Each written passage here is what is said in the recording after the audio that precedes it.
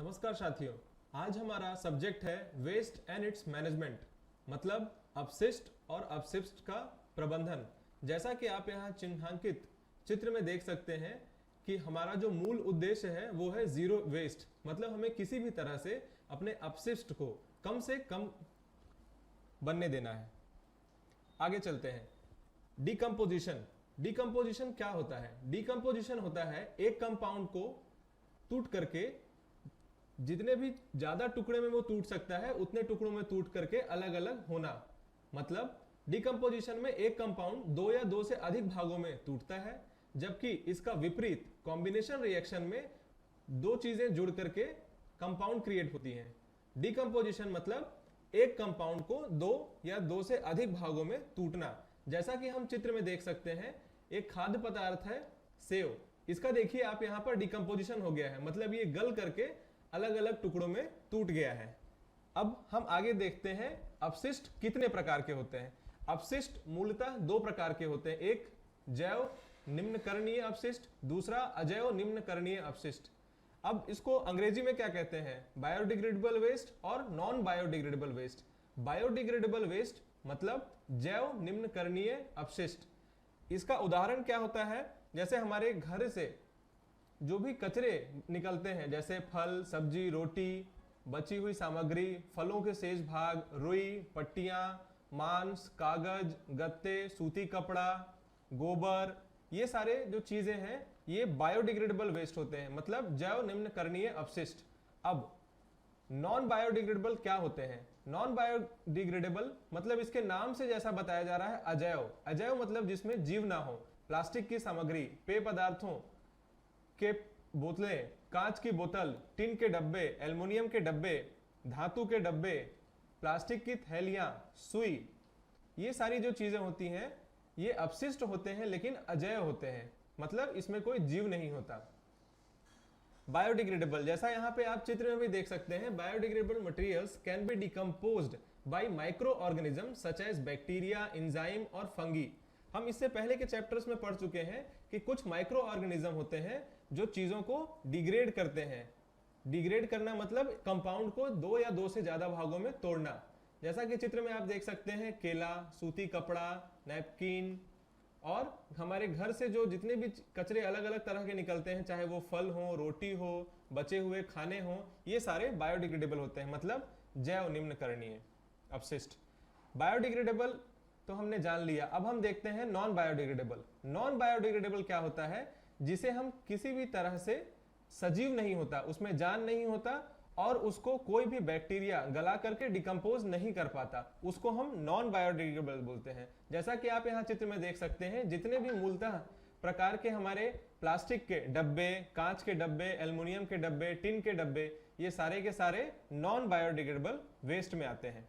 अब हम इसे ये समझते हैं कि हमें इन सब कचरों को कैसे कंपोस्ट करना है, क्योंकि ये हमारे वातावरण में बहुत ही ज्यादा ढेर बनते चले जाते हैं। जैसा कि मानिए कि मेरे घर से यदि एक दिन में एक छोटी बाल्टी कचरा निकलता है और यदि मैं प्रतिदिन उतना ही कचरा अपने घर से निकालता जा रहा हूं, तो प्रत्येक घर से 365 बाल्टियां जो हैं वो भर करके कचरे बाहर निकलेंगे। वैसे ही जितने भी घर हैं उन सब से आएंगे। तो यदि हमने इसमें अपने अपशिष्ट को कहीं प्रबंधन करने का कोई प्रक्रिया नहीं रखी है, कोई तरीका नहीं खोजा, तो हमारे लिए ये बहुत बड़ी एक समस्या बन करके उभरने वाली है। तो हमको इसको प्रबंधित करने के लिए कुछ तरीके होते हैं। उन तरीकों में जो सबसे पहला तरीका होता है वो होता है कंपोजिटिंग। अब कंपोजिटिंग होता क्या है? कंपोजिटिंग मूलतः हम ये समझ सकते हैं कि हमारे जितने भी वेस्ट होते हैं उसमें से जो बायोडिग्रेडेबल वेस्ट होता है, जैव निम्नकरणीय अपशिष्ट जो होता है, उसमें से हमारे घर से निकलने वाले 50% जो कचरे होते हैं वो जैव निम्नकरणीय अपशिष्ट होते हैं। यदि मैं ये समझूं कि सारे पूरे घरों से यदि वो कचरा इकट्ठा होता जा रहा है, तो आप मानिए कि एक महीने में वो कचरे का ढेर इतना बड़ा हो जाएगा कि हम उसे आगे कभी भी उसको प्रोसेस करके छोटा या खत्म नहीं कर पाएंगे। तो हमें ये अपने दैनिक कार्यों में इस तरह की सोच लानी होगी कि हम कम से कम अपशिष्ट जो है वो बनने दें। अब इसके लिए जो हम कुछ तरीके अपनाएंगे उसमें से जैसा कि मैंने आपको बताया, सबसे पहला तरीका जो होगा वो कंपोजिटिंग। अब कंपोजिटिंग होता क्या है? हम मूलतः अपने जितने भी कचरे निकलते हैं हम उसको एक जगह ढेर बना के रखते हैं। इसके बाद हम एक छोटा सा गड्ढा करते हैं। गड्ढा करने के बाद जितने भी कचरे हमारे निकल रहे हैं जो बायोडिग्रेडेबल हो, जो जैव निम्नकरणीय अपशिष्ट हो, उसको हमको उस कचरे में डालते जाना है। उसके बाद हमें भुरभुरी मिट्टी से की लेयर, उसके ऊपर एक सतह बनानी होगी। उसको 2 से 3 दिन तक वैसे ही रखना होगा। उसके बाद उसमें पानी सींच देना होगा और एक एक 2-2 दिन के अंतर में हमें उस मिट्टी को उलटते पलटते रहना पड़ेगा। हम कुछ समय के बाद ये चीज देखेंगे, लगभग 5 से 6 दिनों के बाद हम ये देखेंगे कि वो जो कचरा था वो धीरे धीरे डिकम्पोज होना, गलना शुरू हो गया और गल करके वो एक मिट्टी के खाद की तरह रूप ले लेता है। ये जो मिट्टी के खाद की तरह रूप लिया हुआ खाद बनता है अपशिष्ट को प्रबंधित करने के बाद, ये हमारे पेड़ पौधों के लिए बहुत ही लाभकारी है। हमें इससे डालने से उसमें कुछ न्यूट्रिएंट ऐड हो जाते हैं। उससे हमें खाद जो निकलता है उसमें जो जमीन की नाइट्रोजन है वो बढ़ जाता है, फास्फोरस बढ़ता है, पोटेशियम बढ़ता है और इन सब चीजों के बढ़ने से हम जहां कहीं भी इस खाद को जब किसी पेड़ पौधे की जड़ में डालते हैं तो उसके विकास में हमें बहुत मदद मिलती है। तो हम इस तरह की चीज करके अपने अपशिष्ट को प्रबंधित कर सकते हैं। अब इसमें जिस चीज की हमें मदद मिलती है वो होता है अर्थवॉर्म।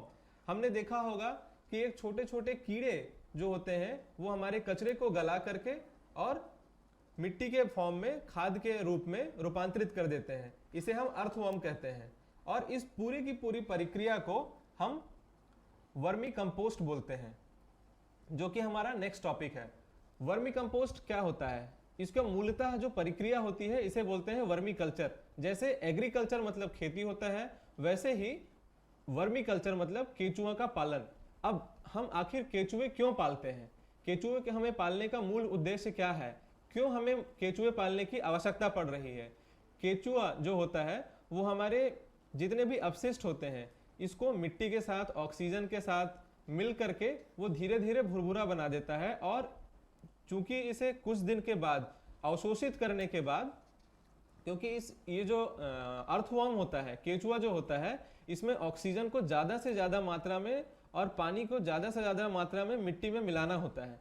अब ये उसके लिए क्या करता है, जो अपशिष्ट होता है हमारा उसे धीरे धीरे डिकम्पोज करते जाता है। मतलब जो मेन कंपाउंड है उसे तोड़कर 2, 3 या 4 टुकड़ों में तोड़ता चला जाता है। अब इसके तोड़ने के कारण क्या होता है कि जितने भी छोटे कण, बड़े कण से छोटा कण बनता चला जाएगा तो उसमें ऑक्सीजन और पानी, इन दोनों और तीसरी मिट्टी की मिलने की जो प्रक्रिया होती है वो बहुत ही आसानी से चलती चली जाएगी और इसमें जल भी बहुत आसानी से अवशोषित होता चला जाता है। एक समय के बाद हमें पता चलता है कि ये जो हमारा अपशिष्ट था, जैसा कि आप यहाँ पे चित्र में देख सकते हैं कि जो हमारा अपशिष्ट सबसे ऊपर वाले सतह में दिख रहा है, जो रंग लाल, पीला, नीला दिख रहा है, ये हमारे कचरे हैं। मानिए आप फल, केला हो गया, सेव हो गया, इसके जो बचे हुए छिलके हो गए, सब्जियों के छिलके हो गए, इन सबको मैं यदि एक गड्ढा बना करके वहां पे भर देता हूं, उसके बाद मैं एक पतली मिट्टी की परत इसके ऊपर बना देता हूं, वहां पे अर्थवॉर्म को डाल देता हूं और थोड़े थोड़े समय के अंतराल में, एक एक दिन के अंतराल में यदि मैं पानी छिड़कता चला जाता हूं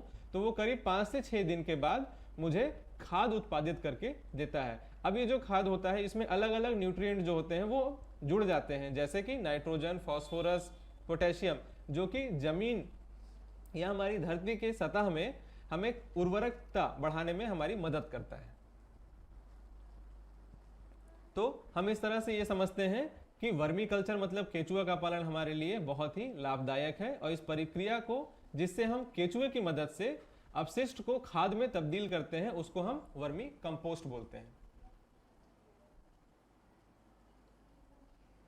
अब जैसा कि यहां पर भी आपको दिखाया हुआ है, ये सारे के सारे मतलब ये छोटी प्रक्रिया में भी हम कर सकते हैं अपने घर में। हम कहीं पर यदि कोई म्युनिसिपैलिटी है तो वो पूरे के पूरे जितने भी कचरे होते हैं जो मोहल्ले से एकत्रित होकर के आते हैं उसको वो लोग मिला करके भी कंपोस्ट बनाते हैं। लेकिन उसमें ध्यान देने योग्य ये चीज है कि हमें कचरे को सही तरीके से वर्गीकृत कर करके देना पड़ेगा। अर्थात मानिए मेरे पास कचरा प्लास्टिक भी है, सुई भी है, गीला भी है, सूखा भी है, इसके अलावा मेरे पास प्लास्टिक कचरा भी है और सब्जियों के छिलके भी हैं, बायोडिग्रेडेबल भी है, नॉन बायोडिग्रेडेबल भी है। मुझे इनको जितने अच्छे तरीके से मैं वर्गीकृत कर पाऊंगा उतने आसानी से मैं इसका प्रबंधन कर सकता हूं। तो मुझे जो मूलतः सबसे पहले ध्यान देना होगा वो ये ध्यान देना होगा कि वर्गीकरण बहुत ही सही ढंग से होना चाहिए। मतलब बायोडिग्रेडेबल मतलब जैव निम्नकरणीय अपशिष्ट जो होता है उसको अलग, और अजैव निम्नकरणीय अपशिष्ट को अलग अलग रखना होगा। इसके बाद मुझे गीले कचरे को अलग रखना होगा, सूखे कचरे को अलग रखना होगा।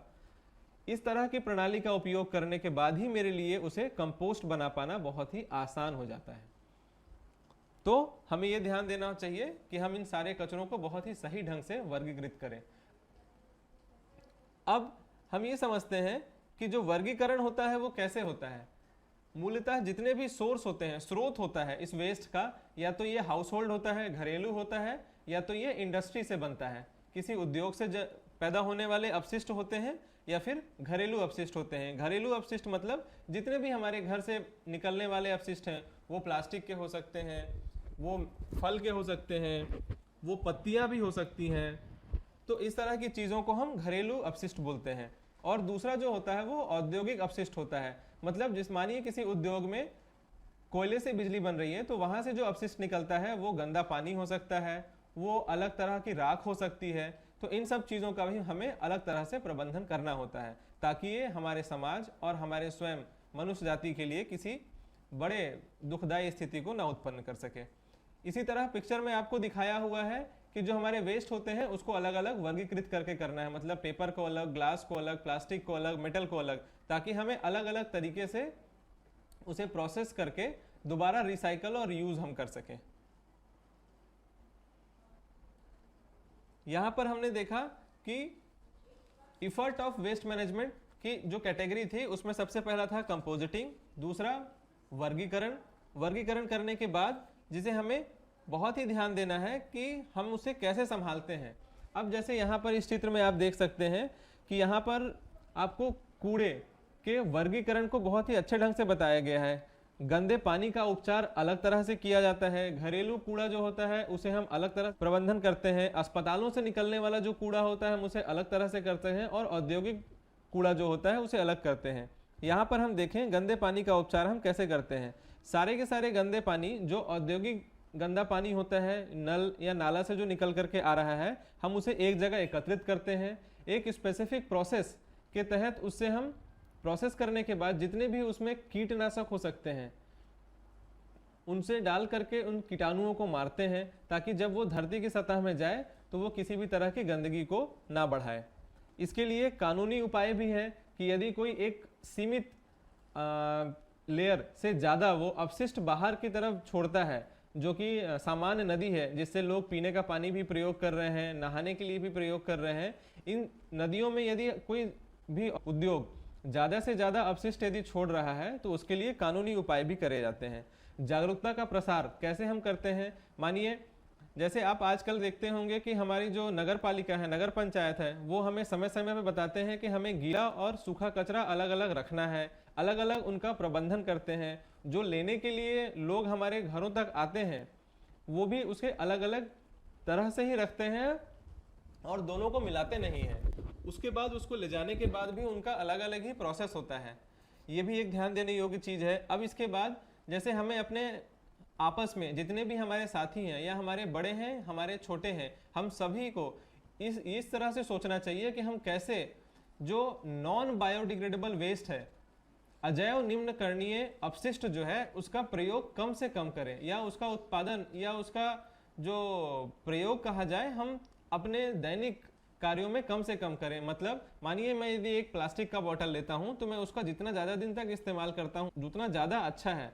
मानिए यदि मैं रोज एक प्लास्टिक का बोतल फेंक रहा हूं, मतलब मैं रोज एक अपशिष्ट पैदा कर रहा हूं। मुझे पॉलीथीन का प्रयोग कम से कम करना चाहिए ताकि पॉलीथीन कम से कम बाहर निकल करके आए, क्योंकि ये जो नॉन बायोडिग्रेडेबल वेस्ट जो होते हैं ये कहीं पर भी किसी भी तरह से हम इसे जमीन में गाड़ करके कंपोस्ट में कहीं तब्दील नहीं कर पा रहे हैं। तो हमें इसको रिसाइकल करना पड़ेगा और उसके लिए भी हमें एक प्लांट लगाना पड़ेगा जिसमें पैसा लगेगा और दोबारा रिसाइकल होकर के वो प्लास्टिक किसी न किसी फॉर्म में हमारे पास ही वापस लौट के आने वाला है। तो हमें ये बात भी ध्यान रखनी चाहिए।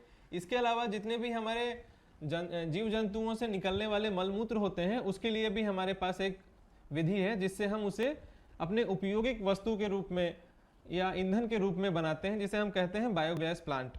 इसमें जितने भी हमारे खाद जो हमारे होते हैं, गाय के गोबर होते हैं, जितने भी अपशिष्ट निकलते हैं, इसको हम एक कुएं में डालते हैं उसके कुछ समय की अवधि के बाद उसे एक निम्न तापमान पर हमें गर्म करना होता है। गर्म करने के बाद वो एक अवधि के लिए वहाँ पे प्रेशराइज किया जाता है, दबाव डाला जाता है उसके ऊपर, और वहाँ से फिर जो गैस निकलती है हम उसे ईंधन के रूप में यूज़ करते हैं। उस ईंधन से हमें ऊर्जा भी मिलती है और रोशनी भी मिलती है। इस तरह से भी हम उसका प्रयोग कर रहे हैं। तो हमने जो अभी तक समझा वो ये था कि मूलतः हमें अपशिष्ट को पहले समझना होगा कि अपशिष्ट क्या होता है, दूसरा वो कितने तरह के होते हैं, उसका कैसे वर्गीकरण किया जाता है और उसका मूलतः कैसे प्रबंधन किया जाता है। इसके बाद हम आगे समझते हैं कि इस पूरे के पूरे अपशिष्ट का प्रबंधन होता कैसे है, या मूलतः क्या उसके माइलस्टोन होते हैं उस चीज को आगे खत्म करने के लिए या कम से कम करने के लिए। तो जो सबसे पहली चीज होती है, जैसा कि आप इस पिक्चर में देख पा रहे हैं, ये पूरा का पूरा चित्र जो है आपको ये समझाया जा रहा है यहाँ पे कि हमें अपशिष्ट कैसे प्रबंधित करना है। सबसे पहले तो हमें अपशिष्ट को बनने कम देना है, मतलब उसका प्रयोग ही कम करना है, रिड्यूस करना है। मिनिमम से मिनिमम वेस्ट हमें जनरेट करना है, बनने देना है। यदि हम उस पर कंट्रोल कम कर पा रहे हैं, हमारा नियंत्रण कम है, तो हमें ये देखना है कि कैसे हम उसे दोबारा प्रयोग में ला सकते हैं, रीयूज। यदि हम उस पर भी हमारा कंट्रोल कम हो रहा है, नियंत्रण कम हो रहा है, तो हमें ये देखना है कि कैसे हम उसको दोबारा रिसाइकल कर सकते हैं। रिसाइकल का बहुत ही अच्छा उदाहरण जो है वो है कंपोस्ट बनाना। अब मानिए यदि मैं ये समझ पा रहा हूं कि मुझे सबसे पहले रिड्यूस करना है, कम करना है, दूसरा मुझे दोबारा उसे उपयोग में लाना है, तीसरा मुझे उसको रिसाइकल करके उसके दूसरे किसी फॉर्म को यूज में लाना है। तो सबसे पहला हुआ रिड्यूस, दूसरा हुआ रीयूज, तीसरा हुआ रिसाइकल। इसे हम मूलतः 3R के नाम से जानते हैं। फर्स्ट आर, पहला आर हमें याद दिलाता है रिड्यूस, REDUCE, रिड्यूस। दूसरा रीयूज, REUSE, रीयूज, मतलब दोबारा उसे उपयोग में लाना। तीसरा आर हमें याद दिलाता है रिसाइकल, मतलब उसे किसी दूसरे फॉर्म में बदल करके उसे उपयोग करना। मानिए गाय का गोबर है, मैं उसे बायोगैस प्लांट में डाल करके जो ईंधन निकल के आ रहा है उससे मैं जो ऊर्जा निकल के मुझे मिलेगी, चाहे वो रोशनी के प्रकार में हो या फिर उष्णा के प्रकार में हो, ये किसी भी प्रकार में हो सकती है। अब यदि मैं ये दोनों चीजें नहीं कर पा रहा, तीनों चीजें मैं कहीं पर नहीं हो पा रहा है, तो मुझे ये देखना होगा कि कैसे मैं इसे डिकम्पोज कर सकता हूं या डिस्पोज कर सकता हूं। अब ये डिस्पोज क्या होता है? डिस्पोज वो प्रक्रिया होती है जिसमें मेरे पास नॉन बायोडिग्रेडेबल वेस्ट, मतलब अजैविक निम्नीकरण अपशिष्ट जो होते हैं, चूंकि मैं इन्हें कहीं भी या तो मैं किसी फॉर्म में दोबारा बदल करके दूसरा प्रकार बना के इसका उपयोग कर सकता हूं, अन्यथा ये कहीं पर गल करके कंपोस्ट के फॉर्म में नहीं तब्दील होता है।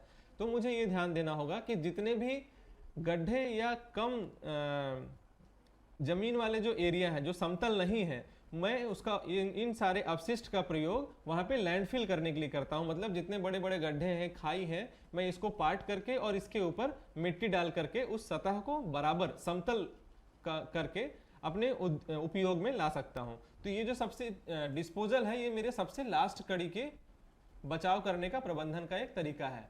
तो ये पूरा का पूरा प्रबंधन की प्रणाली आपको समझाई गई है, जिसे हम मूलतः 3R से समझते हैं। 3R का पहला R होता है रिड्यूस, दूसरा R होता है रीयूज, तीसरा R होता है रिसाइकल। इन तीनों से भी यदि वो चीज़ हमें न नियंत्रण हो पा रही है तो मुझे डिस्पोजल या लैंडफिल की ओर जाना है। तो इसी प्रकार दोस्तों, आज का हमारा ये चैप्टर यहीं पे ख़त्म होता है। मैं आशा करता हूँ कि आप लोग अपने आसपास, अपने घर, अपने दोस्त सभी से इस बारे में बहुत ही अच्छे तरीके से बात करेंगे कि हमें कम से कम अपशिष्ट बनाना है, और यदि वो अपशिष्ट निकल रहा है तो अच्छे तरीके से वर्गीकृत करके जो भी उसका निम्न उपचार करने वाला व्यक्ति है उस तक हमें पहुंचाना है। पहुंचाने के बाद हमें ये देखना है कि हम कैसे अपशिष्ट को कम से कम बनने दे सकते हैं, कैसे दोबारा उसका उपयोग कर सकते हैं। यदि ये दोनों नहीं हो पा रहा है तो कैसे हम उसके प्रकार को बदल के उसका उपयोग कर सकते हैं। और इन तीनों की यदि हमें विफलता मिलती है तब हमें देखना है कि कैसे हम लैंडफिल या जमीन के भराव में उसका उपयोग कर सकते हैं।